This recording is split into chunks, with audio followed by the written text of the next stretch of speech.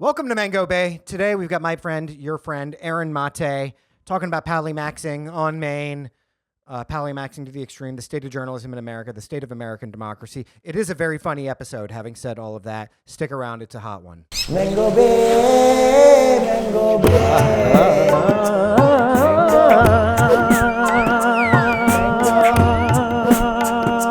Mango Bay. Mango Bay, Mango Bay, Mango Bay, Mango Bay, your Mango Bay. For the exclusive content, don't forget to join our Patreon at patreon.com/MangoBay. Mango. Bay. All right, Mango Bay, we're in here. Welcome What's to up? Mango Bay, your one-stop shop for South Asian recklessness. Boom. We are two best boys, Usama, Siddiquee, and Pranav, Behari. what's Yes, happening? that's me. We are in New York, live. That's right. We're What's not up? live. We're You're not probably live getting at this all. like 2 or 3 weeks after we were recording it. We're living. What's up? Patreon.com/Mango Bay. Oh yeah, we've been hitting some benchmarks Hey, there. we're in there, and we're fucking square, dude. We are. Listen, guys. Early access to episodes. You get all of our archived episodes. That's all of our juiciest content. The content's still very juicy, Oh, but dude. that stuff where it was like very unhinged. Dude, you always do this at the beginning of the episode. Well, it's part of the shtick. You're you always know? like, well, last year was amazing, and now we do all this not random. not political true. shit. I'm trying to sell them on the juice. Trust me, it's Okay. it's a mango of the highest order. It was a way more scandalous podcast back then. we were okay. losing friends, like genuinely in our lives, And making friends. But the ones the wrong I miss kinds. my friends too. Also, can I miss some friends? No, okay, you've left them behind. They're pussies. They're pussies, dude. Okay, they're rotting in a gutter somewhere without the Patreon content. Get access to our Discord server, archived episodes, early access to episodes. You get to get all of our hottest takes before they even drop with the plebes. Dude, And there's something else too. I'm forgetting. my dick. Bonus content and his dick. Straight up, yeah. my dick. Bonus content, really unseeable stuff. And now the bonus content is like genuinely like it's its own beast. Like we'll usually like riff for so long that we have a full I think our story. bonus content is actually when we get even hotter. Right. So on it's the like mic. we get to the thing. It's on the true. bonus. So It's true. Because a like- lot of times we're ramping up and Usama's like, yes, I was fucking this person and that person and chlamydia this, chlamydia that, and then by the time we get to talk about, assassinating Sikh separatists, things like that, plus size Nepali beauty queens, Oh, yeah. all the juicy shit. It's 40 minutes it's all of there. STDs and then Bengali stuff. It's true. Come on down. Today, Like STDs aren't Bengali. Listen, today we got a very special we guest. invented them. You invented- Hello. There's STDs. There's like a Wuhan lab of STDs in Chittagong. They're called, okay. they're called sectors. Yeah. They're called sectors. STDs. Originally from the Bengali term sector. Yeah. You get the witch doctor to come out, wave some plants in front of your dick, spit some country liquor on it or something. It's getting actually more very African than it is Bengali. Dude, we're a Delta for a reason. It's These girls be wet out It's here. true. It is the These delta. most of it's pussy juice. It's a wet delta. From when I did a They're show all there up. once. They're all up in those estuary guts. We have a very special guest. This is a very good friend of mine. We got Aaron Maté on the show. Aaron, welcome. Journalist. Journalist extraordinaire. I mean, Politico. rabble rouser, true firebrand. Okay, Aaron. How long have I known? I've known you, Aaron, for what? 10 years now. Yeah. At least 10 years. Sexy guy. Aaron will confirm with you that I radicalized Aaron. Okay, just be honest, Aaron. I didn't factor this story into agreeing to come on your show. Dude, but you yes, know, no, it's this true. is all this whole episode is just recounting how I radicalized it. When I first met Aaron Maté, he had just finished working at Democracy Now! And first time we ever hung out was on a beach. This motherfucker was reading like Obama's memoir or something. That's not I was like, I true. got to get a hold of this guy. It was you and your girlfriend at the time. You were both like reading. She was reading like Dreams of My Father. You were reading like Audacity for Hope. You were all tanned and beautiful on the beach. I was like, I got to do something about this guy. And I just whispered in his ear, wait till you see Putin's dick, and That did the trick. it did do the Wait, so trick. what happened? So you're on a beach, and That- now it didn't, It's so embarrassing for me to tell the story now, but basically we were talking about a hot geopolitical topic. Mm-hmm. I was espousing a rather ignorant view and thinking I was really, really right. And Pranav, like what? Like women are people too, or what? no, it was to get into, I don't know. We don't have to. You don't have to get into the details. Yeah. It's basically it was basically like the dominant lib narrative at the time on this hot geopolitical issue. I was parroting it, and Pranav and our friend Shervin just like shook their heads and set me straight. It was mostly me. It was truly mostly Pranav me. does bring out the verbal dildo sometimes to listen. People need to be known. After that, something came alive in Aaron, and Aaron is honestly one of the best journalists in the game right now. Aaron he is not afraid to walk against the grain of the fray, enters into it, and I'm very proud of you. Okay, like you are killing it. I am very excited for everything you're doing. Other interesting fact. I am one of my childhood best friends, one of my absolute childhood best friends, Neil Abrams. I love this guy. I like deep in my soul. I love Neil. Is one of Aaron's biggest trolls online. He's his worst reply guy. But Neil has come up in the typical Twitter way as a reply guy. He's got like 15K followers now. Really? Damn. Okay. Good for him. Strictly by going and just battering Aaron nonstop about Ukraine. Yeah. Now, I don't want to get too much into Ukraine because we got demonetized because we called the Azov Battalion Nazis like a year ago, and they fucking gave us a strike. You can't do that anymore. We can't do that now. Yeah. We can kind of do it now because it's like later, bitch. We're moving on to we had a genocide to attend to, right? But Neil is constantly tagging you. Did you block Neil? No, you didn't block Neil. No. Glenn Greenwald blocked Neil though, which I was shocked by. He doesn't block anybody. He's a very I look at here's the problem. Okay, if I can, I love Neil so much, but I do not agree with anything that he says on Twitter. So it's like I want Neil to be winning, right? But I'm looking at his takes and I'm like, God damn it, Neil. Neil's a very brilliant guy. Got a PhD from Berkeley, went to Ukraine a lot. He knows the area very well. The thing is, I think you and Neil would get along very well if you didn't have these things, right? Yeah. You both are very kind Jewish guys who love black music.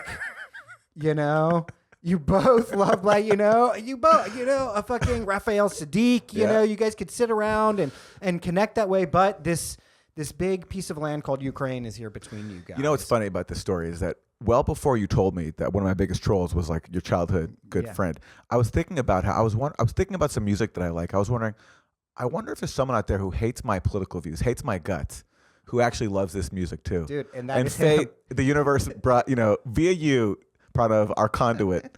It shows that some things are universal. Music's universal. It's deeper than politics. So I love that. It is. And every time I tell him the story, and I'm being facetious, of course, when I say I radicalized Aaron, even though it is true. When I brought that up to Neil, I told Neil, I was like, I know Aaron. Aaron's my boy. Technically I kind of radicalized him, and he was like, you fuck. He's like, you motherfuck.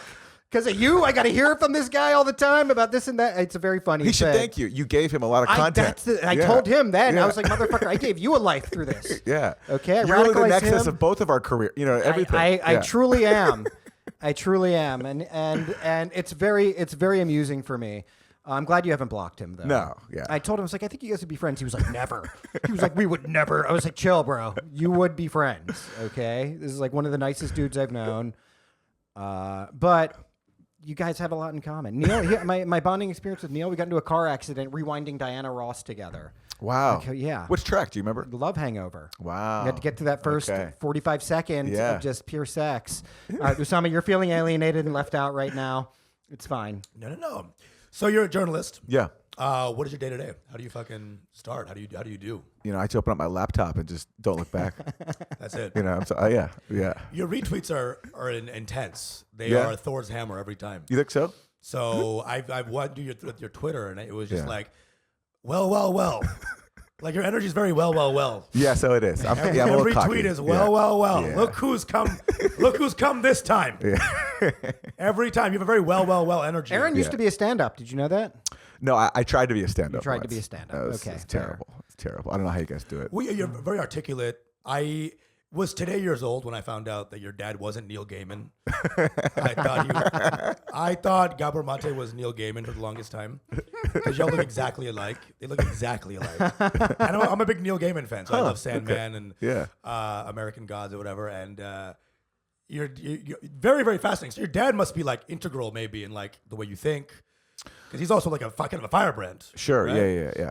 For people who don't know who he is, he's a former physician. He was born into the Holocaust, or he was born in Hungary, and then right after that, the Nazis invaded. Barely survived as an infant, and now he's like a well-known author when it comes to mental health issues, trauma, political too. He's been political my whole life, and so certainly he's extremely big now. Yes. Yeah, he's huge, extremely big. I now. will say, if you type into ChatGPT Hungarian refugee, your dad's face. It's true. He is the most Hungarian. He's on refugee. Shutterstock. He looks. He's on Getty Images. Getty It's Images.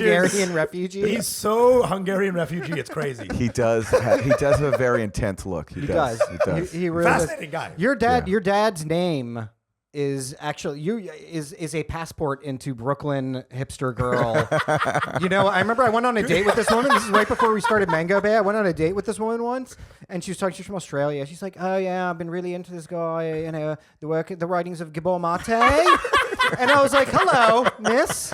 Just so happens. Dude, I've always thought Gabor Maté was like an ingredient in kombucha. Yeah, that makes sense. With extra Gabor Maté, Yeah. you're It's gonna true. really get the energy.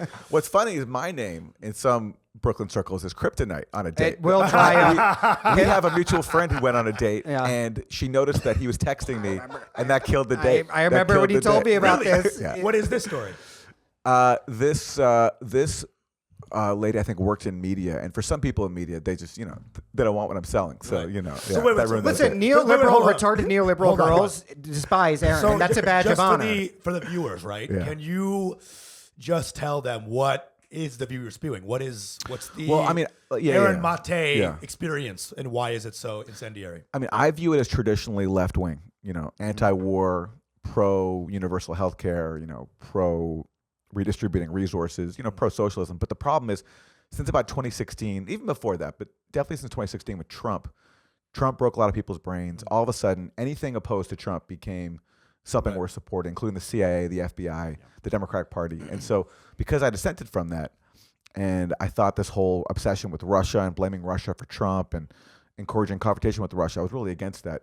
That has gotten me kicked out a lot of the spaces I used to be in on the left. So, yeah. And does this is this bad for money? Like when you get kicked out of a left wing space, is that fucking We're all your poor money? as shit, That's what I'm saying. So like, is that really It a was bad thing? a lonely time for a while, and I thought, You're like, I don't get invited to the drag queen books circles The anymore. drag queen story hour anymore. It really sucks now. yeah, no, there was a time. There was a time when I was, after I came out hard against the RussiaGate thing, there was going to be a moment.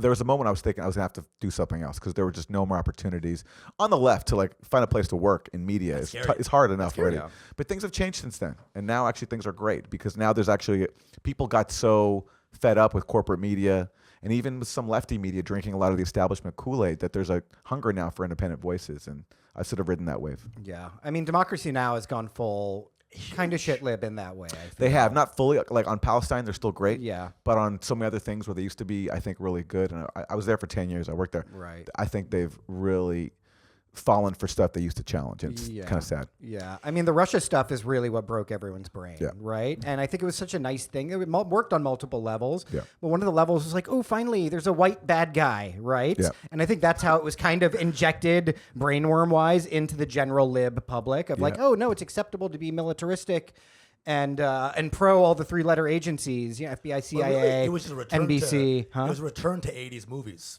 Absolutely. It was. Absolutely. Because people don't realize that Russians were bad guys for, I think, a whole decade. Absolutely. Just in every movie, get me my No, saber. they were the enemy. They were the villains for like 5 decades. So. Yeah. Maybe 5, You right. know. Just Exactly. Cold War, all the way up to like The Thing or something. There was just like, Russians were like and then I think something changed.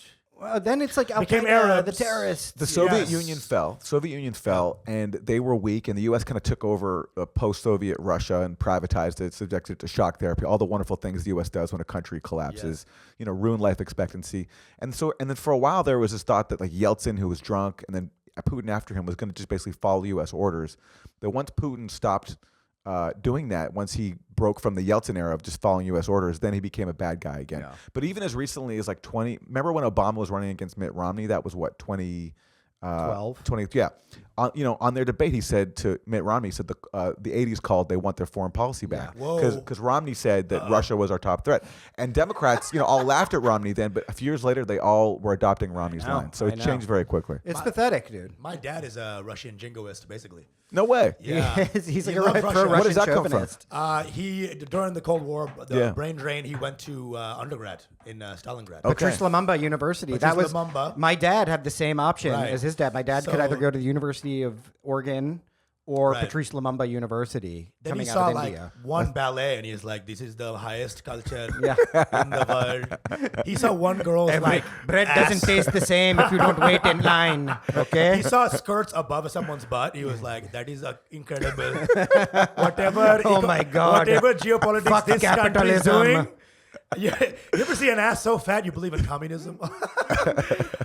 So he was a big Russian lover. During Brezhnev, basically, he went to study. And he just immersed himself in the culture. His favorite books are all Nabokov. And he's just yesterday, he was like, Dostoevsky is the biggest genius of our time. He thinks Crime and After Punishment. me. That's how an Indian dad's going to be. He makes a point to put Crime and Punishment over the Quran. Like the Quran is like right here, and then the Crime and Punishment's over here. And he's just he just loves. Yeah. He loves the KGB. He loved the line that was created when everyone was poor and you had to like wait for Stalin flakes or whatever. Oh, sure, yeah. He loved that because he loved talking to all the people in the line. In the line. that was like so. He has a line for everything in the fall. He enjoyed it. He enjoyed everything. He was a very interesting, weird guy. Looks like a halal cart vendor guy. Your but he's dad like, does not look like a halal he's got cart he's the vendor. pot belly. He's like a little Bengali guy, and he's like full Russian. He has an imperious gaze He where you're like, nah. He does. Arrogant This prick. guy. He's like a Politburo ass dude though. He's like very party line, and he like knows perfect Russian. He's a very interesting guy. Wow. Yeah. Wow. Does your dad know perfect Russian? He knows how to speak Holy perfect shit. Russian. Not an easy language to learn. It's not, but he's just such a fucking smart motherfucker. He has. He learned a lot at Patrice Lumumba University. That's so cool. There's a university named after Patrice Lumumba. There was. I don't know if it's still called that anymore. Yeah. No, I But think there it was was. for a while. I mean, that was the amazing thing about the Russians, though. Russia was really the beacon of anti-colonial thought, Yeah, right? And yeah. and I mean, the fact that they would name a university after Patrice Lumumba, somebody that we basically killed, is pretty incredible. You know, and it wasn't a brain drain. It was like, no, we're going to take all these former colonies, and it's very cynical too, right? Sure. You can't say it's not, No, it's of not, course. and it's I not mean, its own it was form of definitely against America, colonialism. right? Let's get these Indians here and not there, Maybe, right? Maybe, Like, yeah. that's the concept.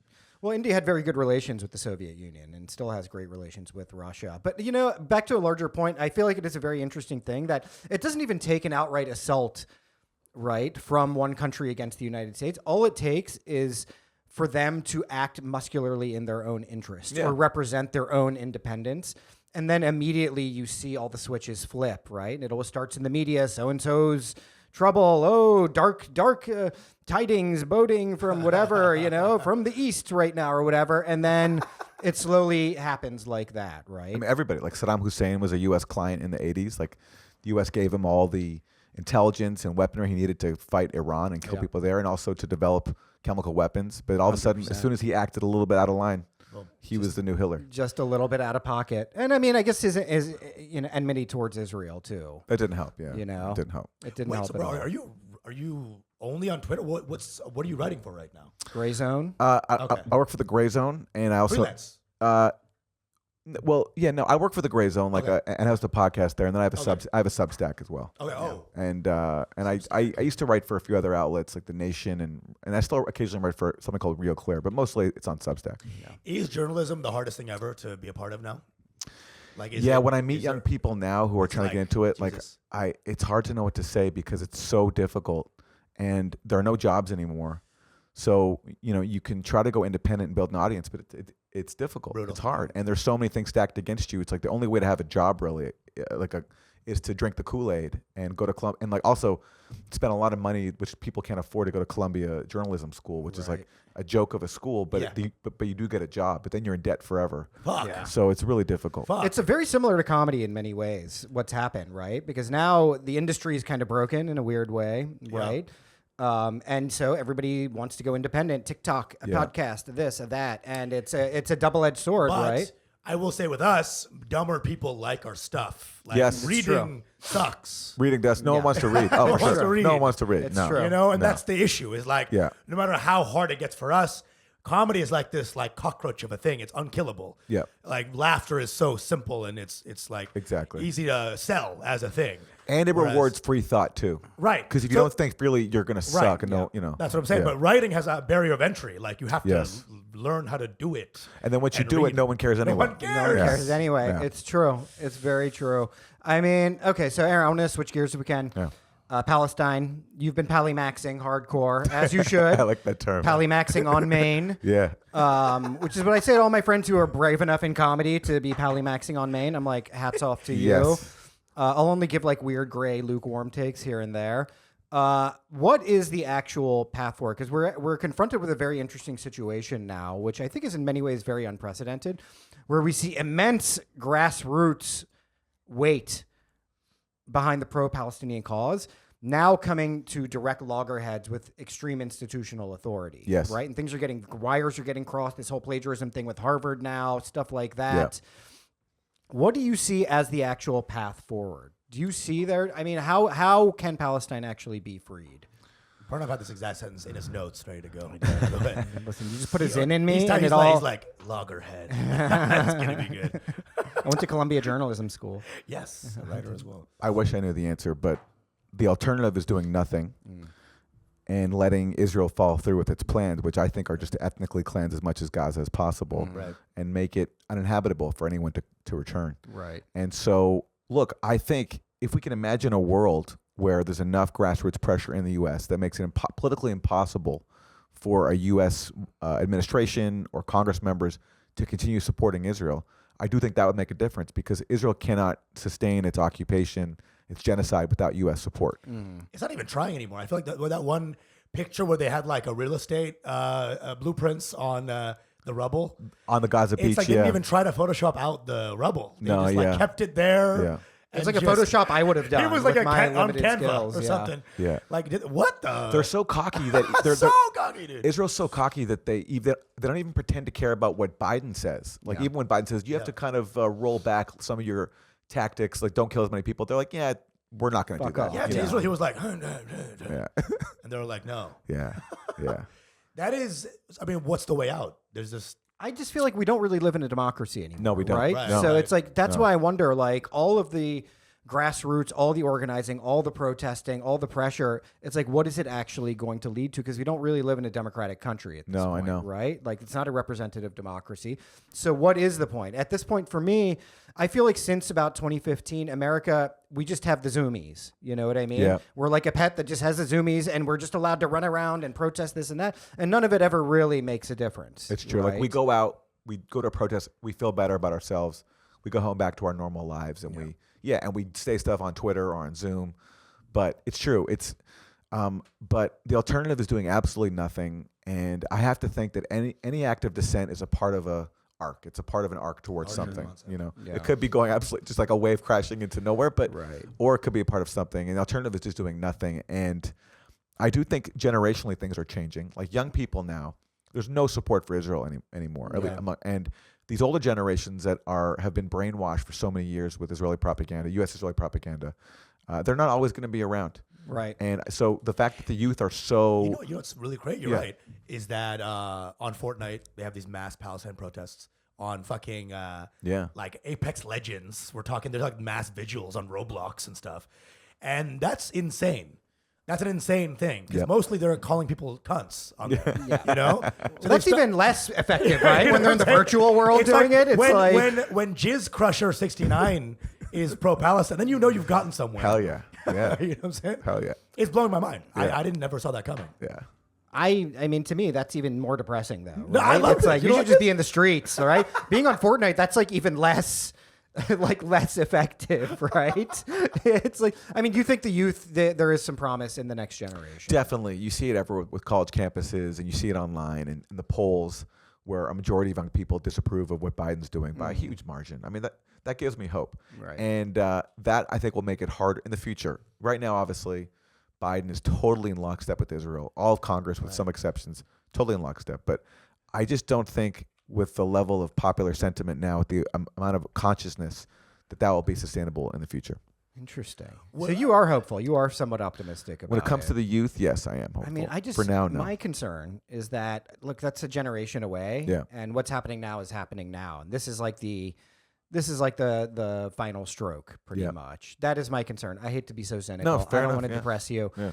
You know, I just feel like this is it. I mean, what's fucked up is, and I posted a TikTok about this, which got some, even then people were willing to decapitate me, where I was just like, Israel just got into the colonialism game too late. You know what I mean? And now they're having to now deal with the media culture as it is now, as opposed to 150 years ago where nobody would have given a fuck. It's just like, hey, just another hostile takeover of land. I don't think the Israeli government knows what TikTok was before they did this. They did. You know why? Because all their soldiers were dancing on it. But now it's that's how they got bum rushed. But now you got by some guys, fucking juggalos on hang gliders. But, you know, they were out there now, like Netanyahu didn't know about TikTok, but you got those yassified booty queens, IDF yassified queens, whatever. Yes. Who are like, showing ass and also like on rubble, on graves and rubble. Yeah. their social media game is the worst of all time. It's horrific. It's so bad. It's really sad, actually. It's really pathetic. You know, they've tried sketches. Yeah, I know. You know, they've tried sketch SNL. comedy. Right? I've seen it, dude. I've seen it. They've tried unboxing videos where they're unboxing their new.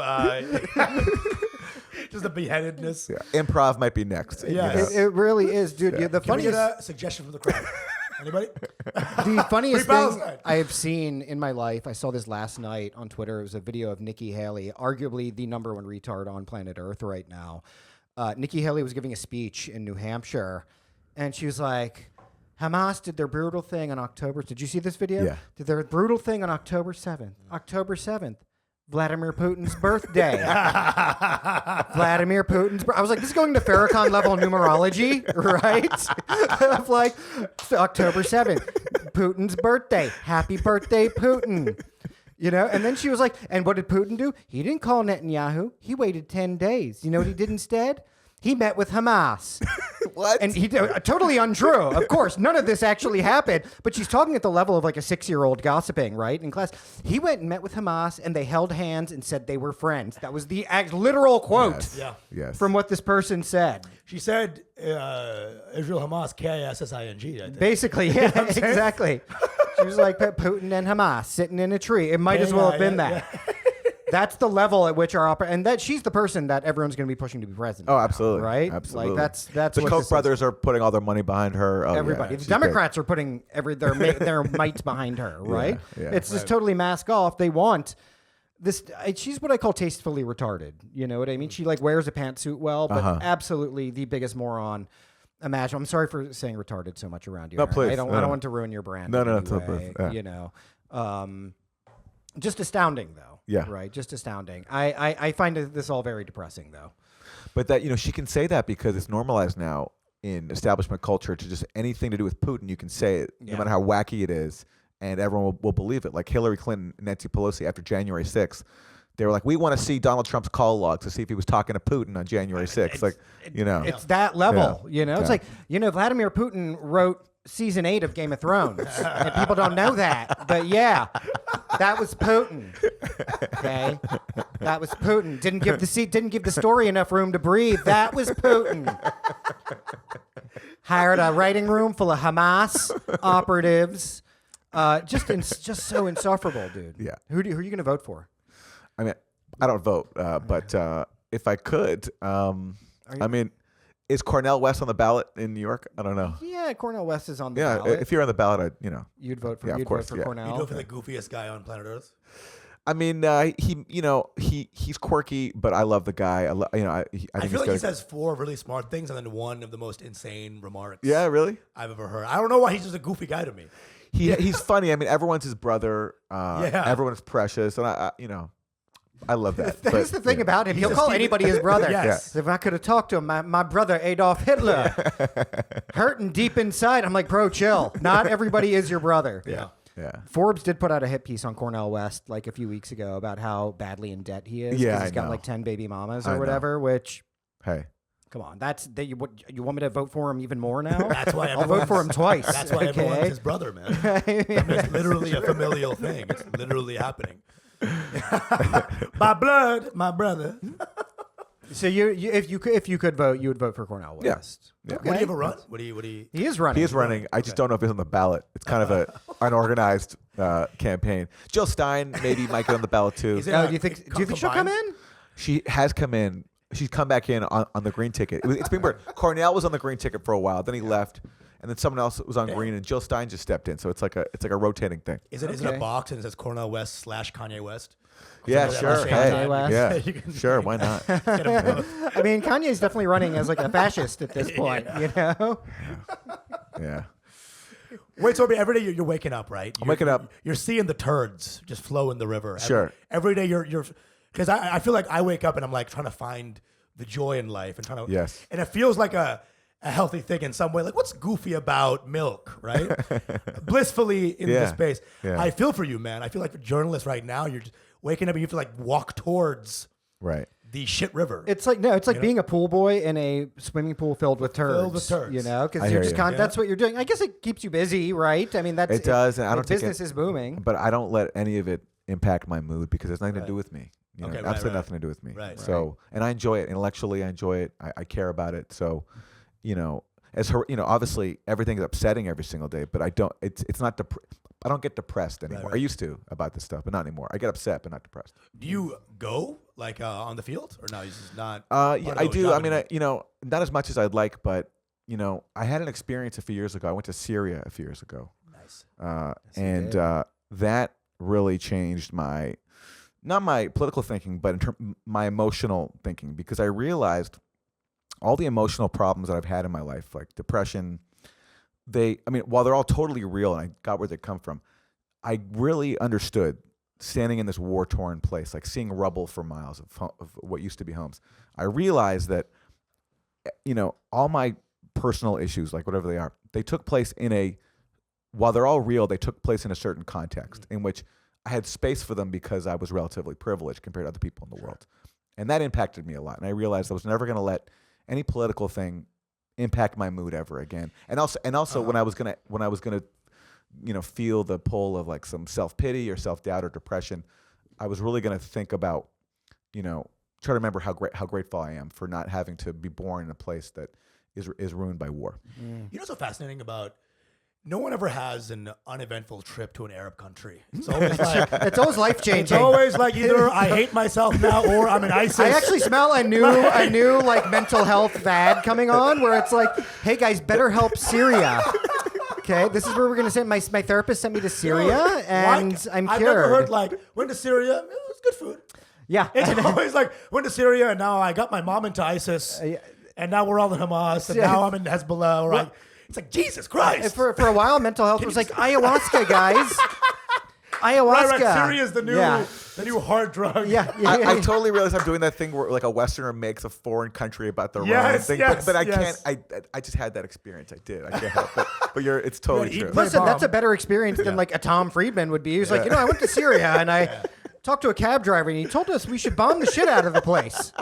Exactly. That's like, that's at least that's a far better takeaway. Exactly. I do smell a new mental health trend though. Yes. Coming down the pipeline. I recommend it. Forget ayahuasca, guys. Go to Syria. Yeah. Okay. Yeah. I've honestly had, dealing with some people who I regard as self-involved and narcissistic, I've had that thought. You should go to a war zone. Honestly. There's one story I told before. Andrew Schultz one time, he took like ayahuasca at Burning Man. He's like, I learned while I was in that fugue state, that you should treat others the way you want to be treated. Andrew Schultz? I was like, it took you ayahuasca to understand courtesy?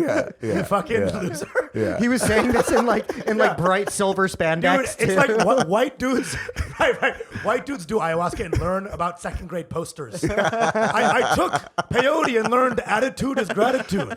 That's really funny. It's such a weird thing. Yeah, that's really funny. You just did ostensibly kind of the same thing right now. But so wait, so you're not going out to the Arab countries anymore. This is not a thing that people even do in journalism anymore.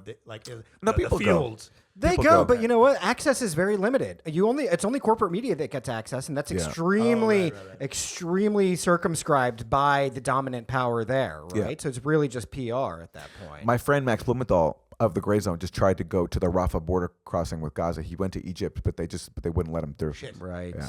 Wait, so it's on your own dime? Like, does the Gray Zone pay? They can't pay for your trips. Well, we're lucky. We have an audience that sustains us, and we have donors who support what we do, so we can do stuff like that. That's cool, man. That's hopeful. I like that. Yeah. No, it's reader supported. Advertising is done, right? It's not done, right? But it's like people find themselves liberated when they lose advertisers. Right. Absolutely. I mean, it requires a little more from the actual engager of the content. Yeah. Like now you have to give me a little money per month. Yes. To enjoy this. Yeah. But I think it's good. I thought that's like now you get to choose what you want and then put some of your own shit into it. I feel like journalism had way more integrity when it was not dominated by advertising, though. Of course. Right? Of course. They really had the welfare of a nation on its mind as its priority. Because it used to be like, Gaza's in shambles, brought to you by Blue Chew. Yeah, exactly. Like, shit, okay, fuck. Yeah, I mean, like all the people who I admire in journalism, from generations ago, which wouldn't be possible anymore. Like Seymour Hersh, who's still around, but someone of his stature, like Pulitzer Prize winner, worked for the New York Times, New Yorker, wouldn't be possible now to do what he does. Yeah, in one of these places, it's just not. Yeah, I mean, where does he has a Substack, right? He's killing it. Yeah, he's great. I mean, he's incredible though. You pay on the Substack like for this is like a Patreon, like writer's Patreon. Yeah. Nice, bro. Yeah. People actually some people still want to read actually. Yeah, there's still a few of them left. I mean, look, guys, like think about Seymour Hersh. He's one of the few truly investigative journalists left on the planet. Like, I'm very worried about what's going to happen when he's gone. Yeah. I mean, we've got the new generation. We've got you. We've got Max. Nobody will ever replace Cy Hirsch. He's one of them. New journalism is now a kid with TikTok going like, this is fucking crazy. That's true. This is fucking not lit. Hey, it's interesting. It's all going back to primary sources. You know what I mean? Where it's like a kid with a TikTok in a place like fucking Syria or whatever. Like one of my favorite videos is when there was like a junta or something in Burma, like four years ago. But we found out about it. You're on the Patreon right now. Come on down the Patreon for more of this. Your mango bed.